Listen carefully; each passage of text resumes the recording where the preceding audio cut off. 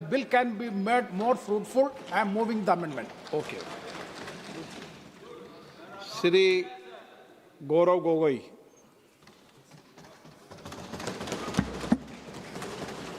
धन्यवाद अध्यक्ष महोदय।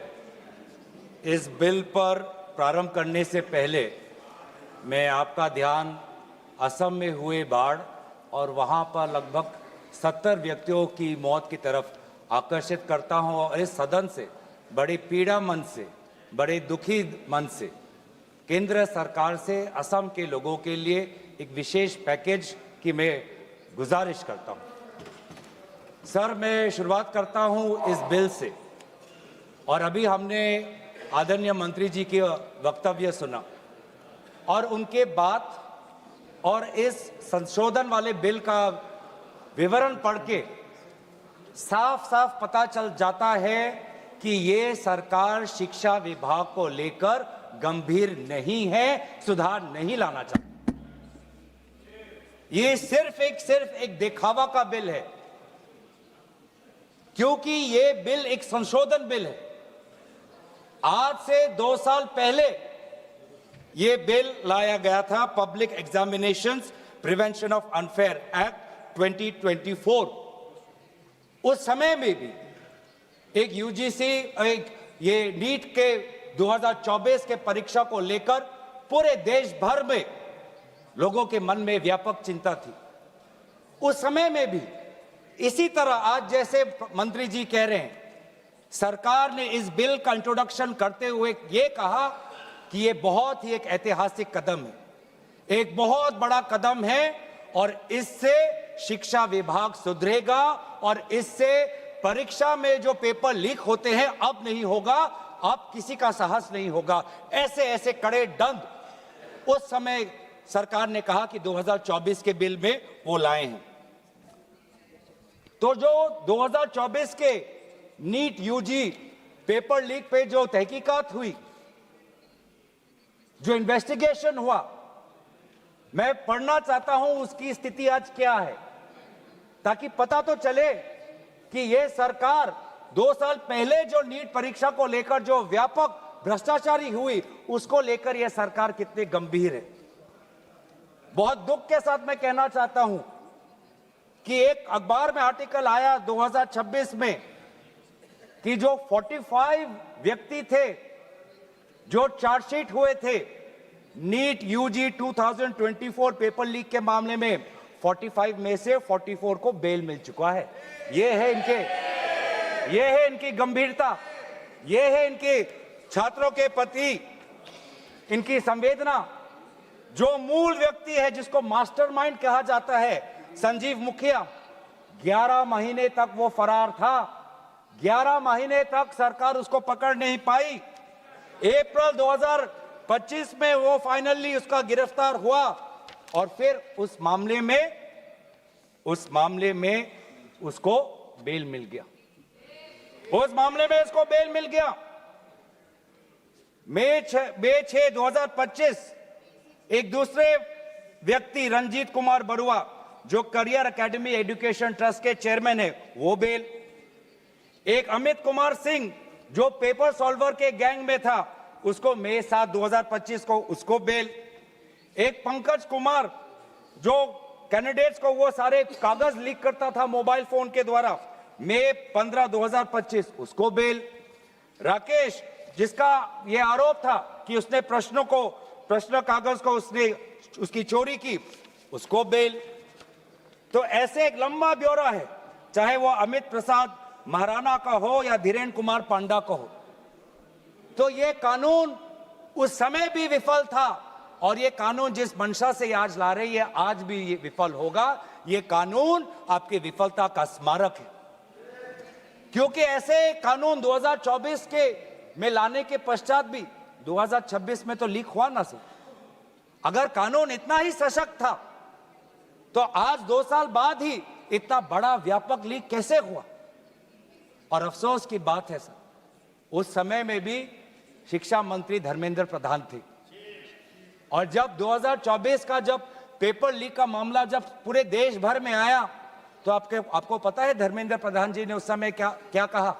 उन्होंने कहा कहां हुआ पेपर लीक? नहीं हुआ पेपर लीक। और आज भी पहले 2.5 महीने तक तो उनका रवैया यही था कि कहीं कोई धांधली नहीं हुई, सरकार ने बहुत अच्छा काम किया है। 21 बच्चों की जान गई, आत्महत्या उन्होंने की।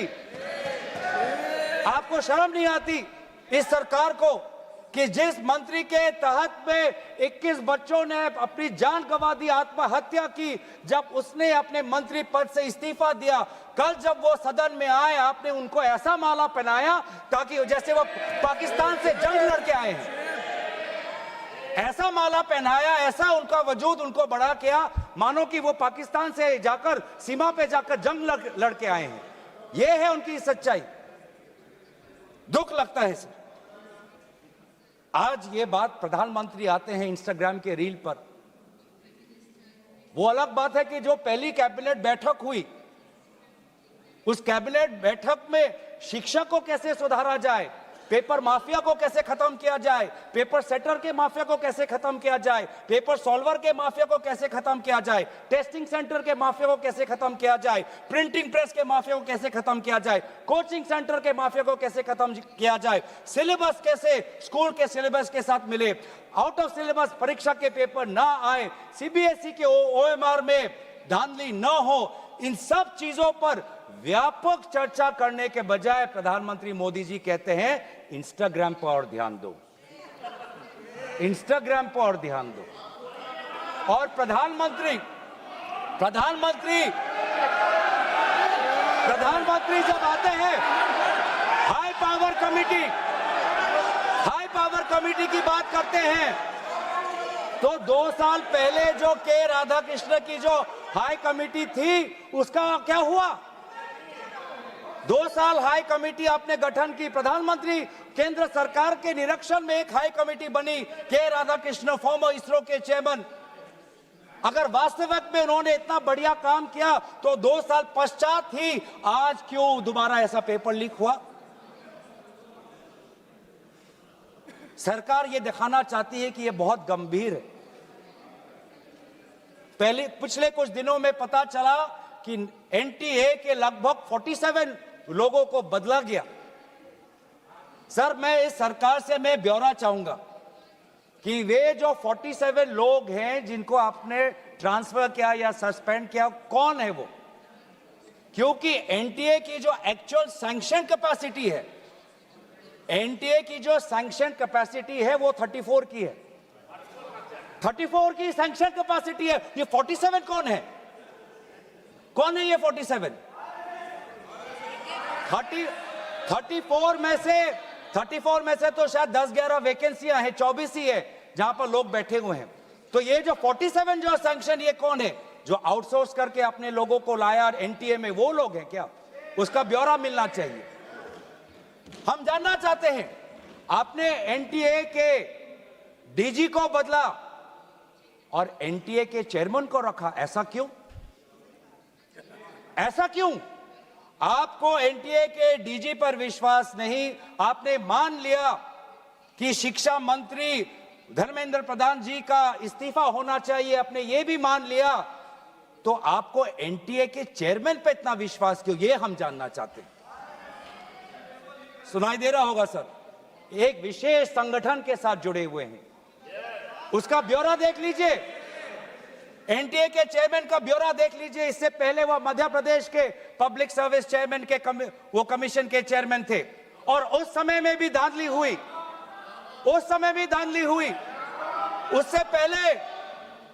उससे पहले वो छत्तीसगढ़ में भी पब्लिक सर्विस कमीशन में चेयरमैन थे, उस समय में भी धांधली हुई। ऐसे इतने धांधली से जुड़े हुए व्यक्ति को आज भी इतने पेपर लीक होने के पश्चात भी आपकी सरकार बचा रही है, आपकी सरकार बचा रही है।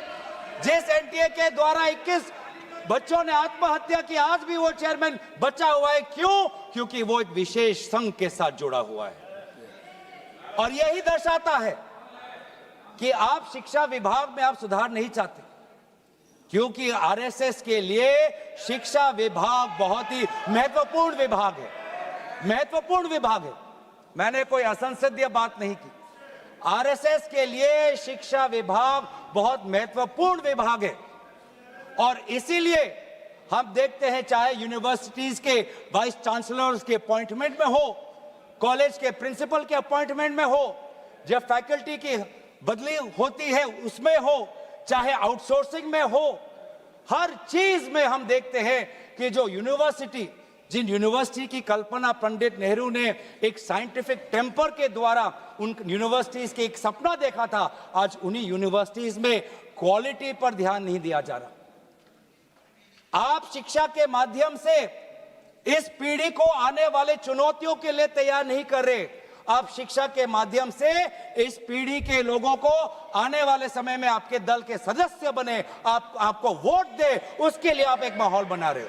यह है आपके लिए शिक्षा का उद्देश्य, यह है शिक्षा का उद्देश्य। और हमने देखा कि वे जो संस्थाएं, चाहे वो आईआईटी हो, चाहे जेएनयू हो, चाहे डीयू हो, देश भर से माता पिता अपने बच्चों को बोल रहे कि जाओ दिल्ली जाओ, अगर दिल्ली नहीं जा सकते तो बॉम्बे जाओ, बिहार में जाओ, लेकिन धरना प्रदर्शन करो। आज शिक्षा की बात है, आपको अपना भविष्य आपको बचाना है। मैं नहीं जा सकता पर मेरी आशीर्वाद तुम्हारे साथ है। एक मां ने एक आशीर्वाद के साथ अपनी बेटी को भेजा, एक बाप ने अपने बेटे के पीठ पे थपथपाकर उसको जंतर मंतर पे भेजा, और डीयू, आईआईटी, जेएनयू कहती है आप मत जाओ।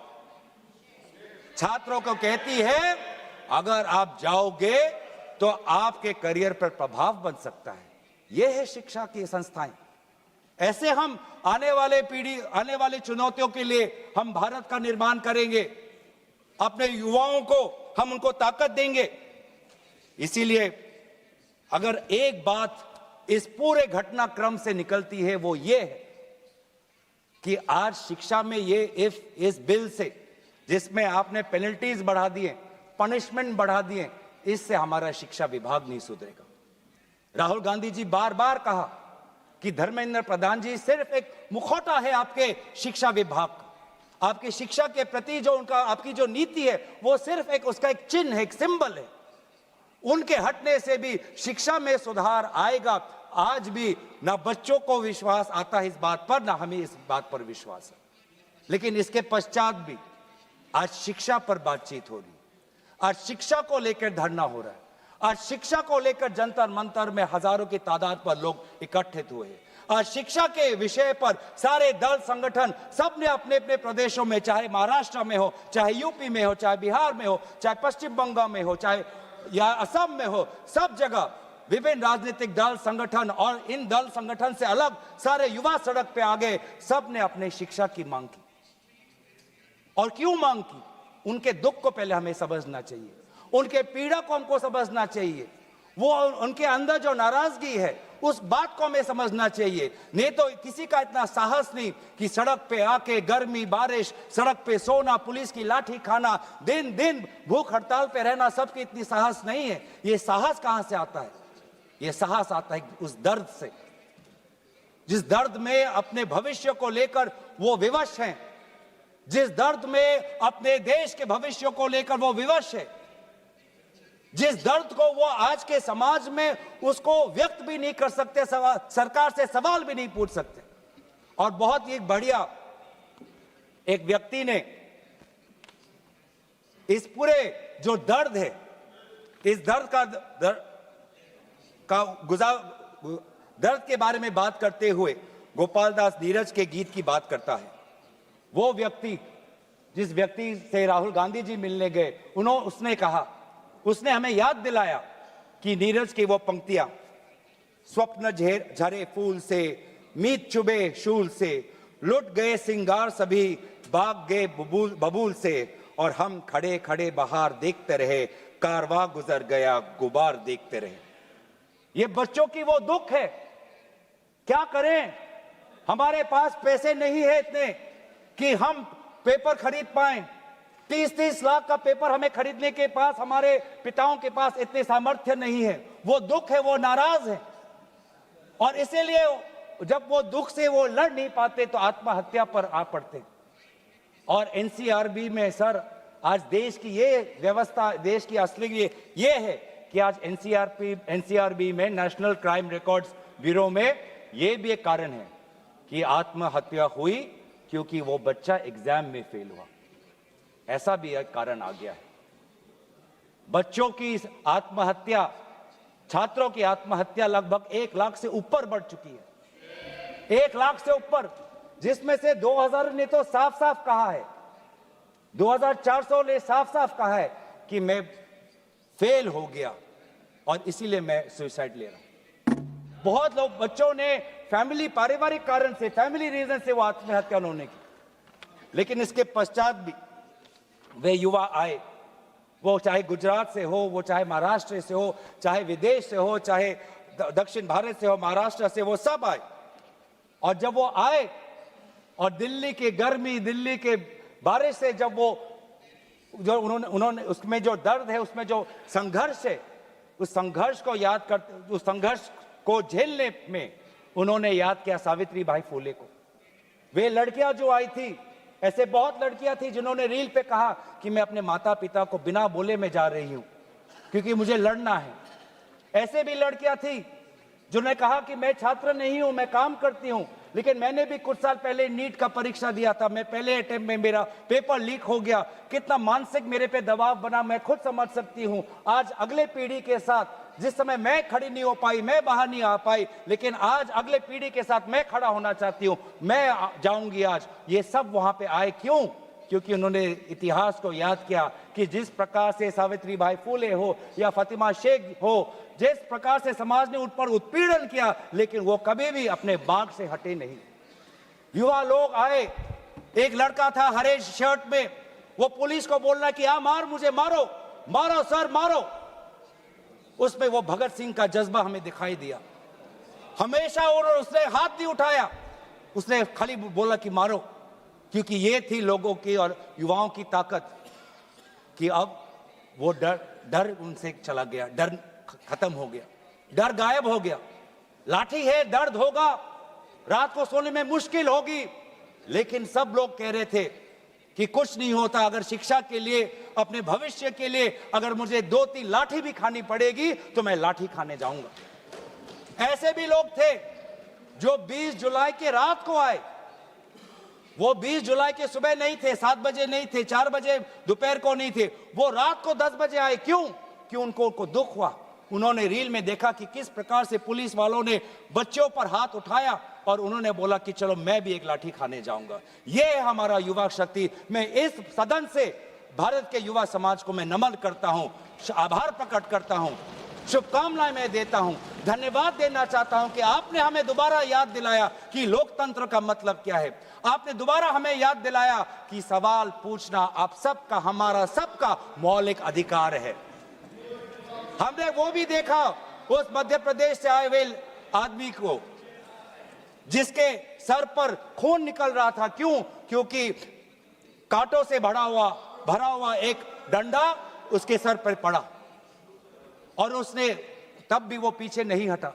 खून से लथपथ उसका चेहरा, उस समय भी पुलिस को ललकार रहा था कि देखो ये लोकतंत्र है, लोकतंत्र में जनता जनार्दन है, जनता प्रजा राजा होता है। ये है वहां की उस ताकत। बहुत लोग कहते हैं कि बहुत से गलत शब्द भी उस सभा में, जंतर मंतर में किए गए।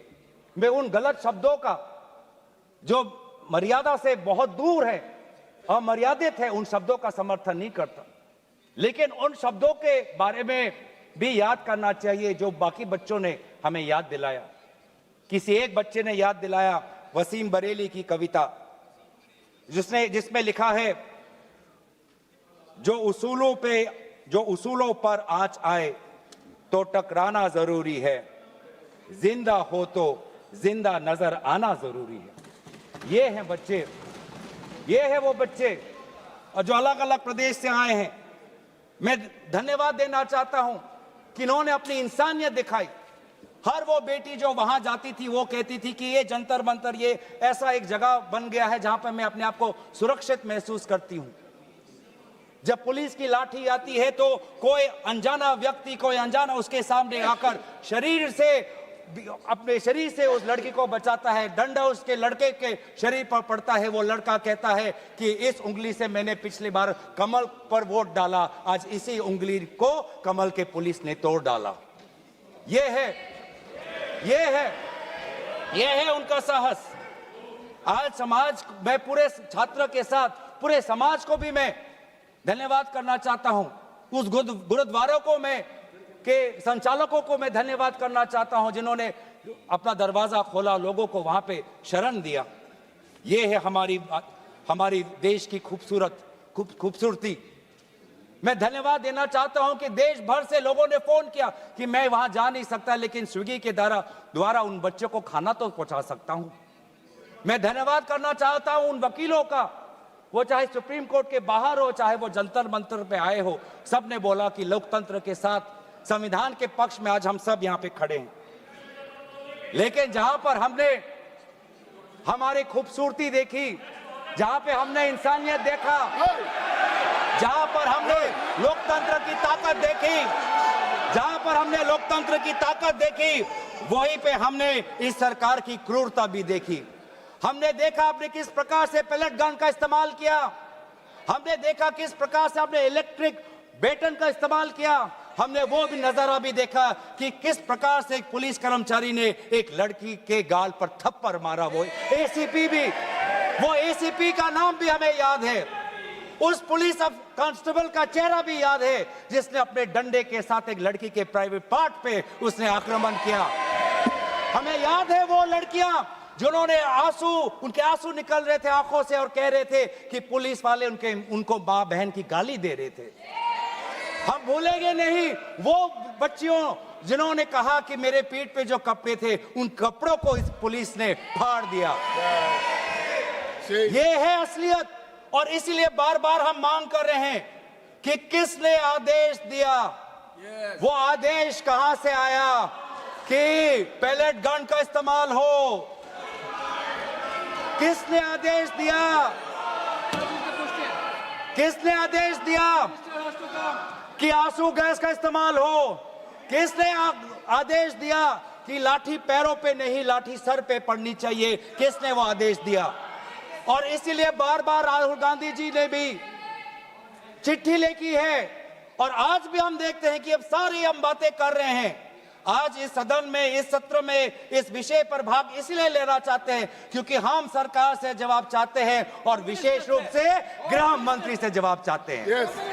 गृह मंत्री से हम जवाब चाहते हैं। मेरा ये कहना है सर, गृह मंत्री से हम जवाब चाहते हैं। यहाँ पर बैठे हैं सर, आज ये बिल क्यों आया है, ये बिल क्यों आया है, ये बिल क्यों आया है, ये बिल क्यों आया है समझना चाहिए।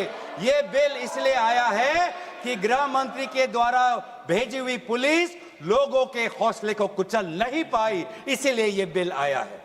आपने उस धरना को खत्म नहीं कर पाया, इसलिए ये बिल आया है। हमने देखा ना सिर्फ दिल्ली में, बिहार में आपने AK-47 का इस्तेमाल किया। ये नौबत है।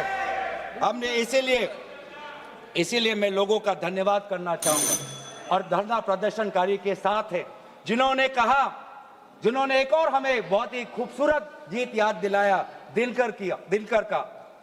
अब जो सिर पर आ पड़े नहीं डरना है, जन्म में है तो 2 बार नहीं मरना है। ये जो लोगों ने आज जो संदेश दिया है लोकतंत्र में, दोबारा उन्होंने आज हमारे ऊर्जा जो दी है, इसके लिए सारे विपक्षी दल, हम भारत के युवा समाज के साथ है, छात्र समाज के साथ है, वे सारे जिन्होंने संघर्ष किया उनके साथ है। और आज भी अब चाहते हैं कि गृह मंत्री आए और सदन के अंदर बोले कि क्यों आपने पुलिस के द्वारा बच्चों पर ये दुर्व्यवहार किया, बच्चों के पर आपने आक्रमण किया और बच्चों के साथ आज उनके आंसू निकलते हमने देखने पड़े।